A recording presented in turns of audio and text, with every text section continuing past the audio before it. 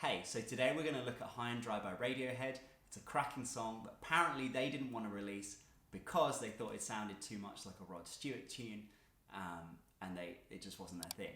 Turns out it's one of the most successful songs they ever put out, and I'm excited that I can share it with you today and we can play through some of it. Let's jump in and look at the chords. The first thing we need to know is we've got this first chord which has got a fancy name. It's called the F sharp minor 11. Don't be scared by the name.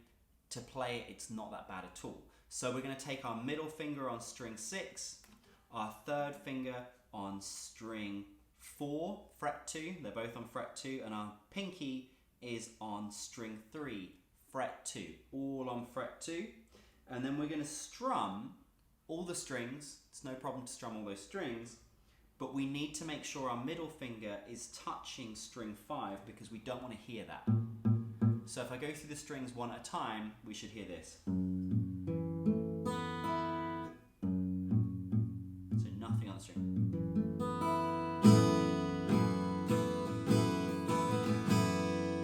Okay. Chord number 2 is an A sus2, which we could play with just these two fingers, the third finger and the pinky. All we need to do is lift off our middle finger and then strum 5 strings. And then we've got an E major chord, which is middle finger on string 5, fret 2, third finger on string 4, fret 2, and our first finger is on string number 3, fret 1. And then we have our fourth chord of the set is one more, which is our E sus4, which we're almost on when we're on E. We just take our pinky and put it on fret 2 of string 3.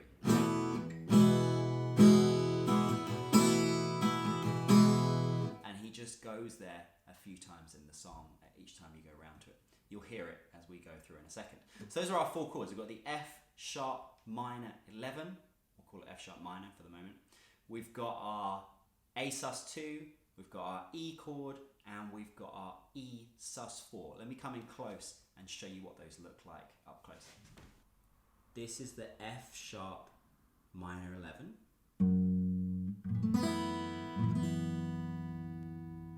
And then moving to the A sus2.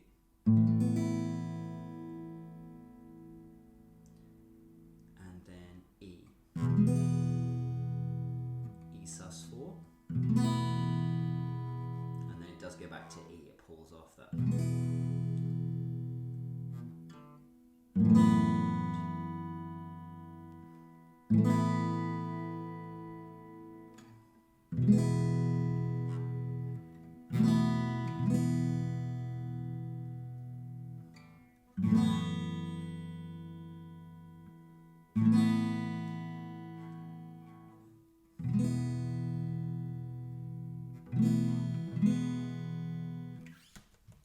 Let me show you what's happening in the right hand. So really the only chord to worry about is the A sus2. So on that chord we're only going to strum 5 strings. Everything else is 6 strings, but you have to make sure on that F sharp minor 11 that when in our left hand we are making sure that this string can't be heard because we don't want to hear it there. So it should be, that sound should be coming out, and that's created with your middle finger on the left hand.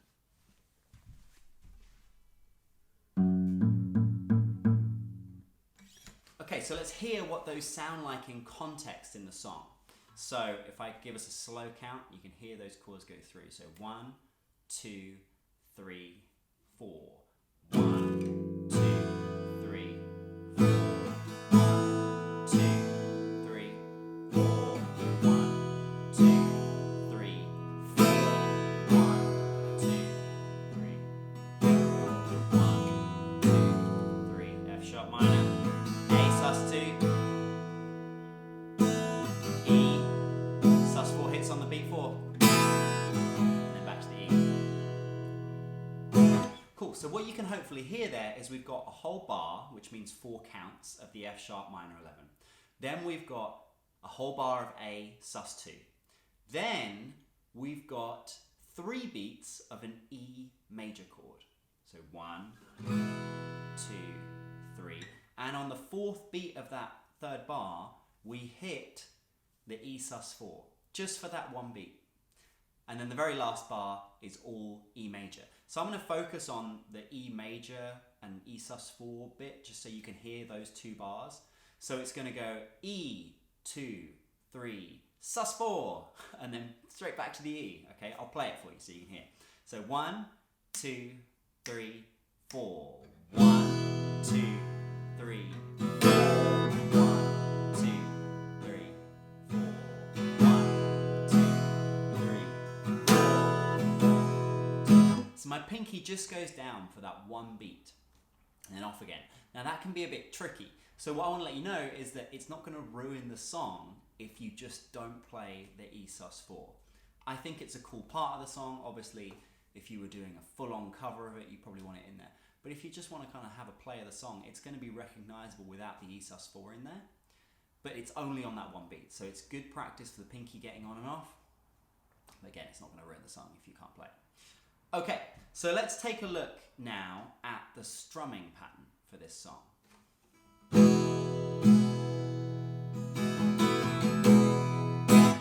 So the strumming pattern in this song can get a little bit tricky.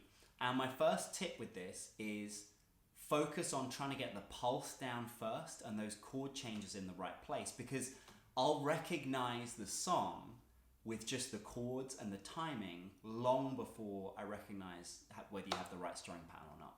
Honestly, whether you play exactly the right strumming pattern or not, it doesn't really matter. You can get the feeling of the song from the pulse and the dynamics, which is how loud and quiet. So lots and lots of listening to the original track is a really good idea. And I'd even try and play along. On YouTube, you can slow videos down in the corner, and I'd load up the video and try and play along with the song, but super slow, so that you kind of get that feel for what he's doing, because it's got a cool vibe to it. Now, let's take a look at what this strumming pattern is actually in the song. So,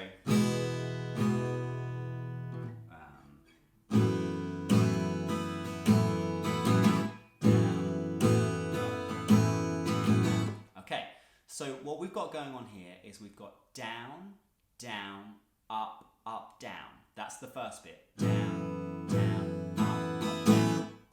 Down, down, up, down. And then it finishes off at the end of each chord with an up, down, up. Okay? So down, down, up, down. Up, down, down. Down, up, down. Up, down, up. So the first thing I'd recommend to get that is I want you to say it out loud.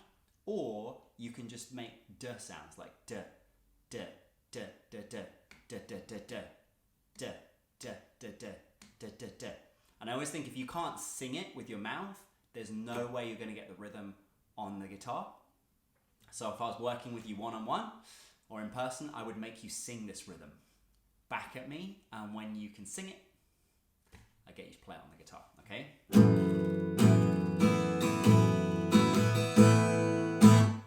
So once you've got that rhythm going, down, down, up, down, and I would focus on just that right hand first. Then we want to try and get the chord changes in. Now there's a real problem with this, is that when we do that up, down, up right at the end of the bar, it's right pressed up against where we need to change. So what I don't want to hear is this.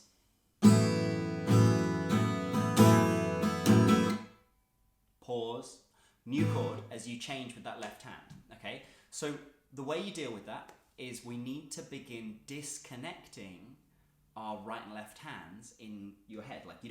What I'm trying to tell you is you don't have to wait for this hand to be finished with the strumming for you to move this hand. So if I go really slowly with those up, down, ups, I want to show you that I actually pull this finger off probably a little bit earlier than I need to.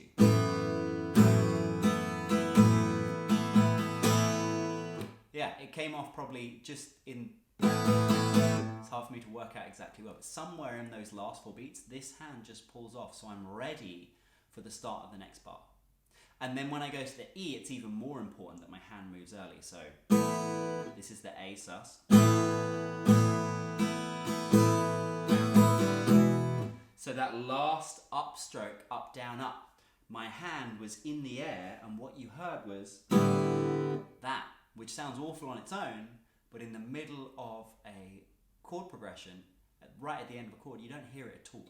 So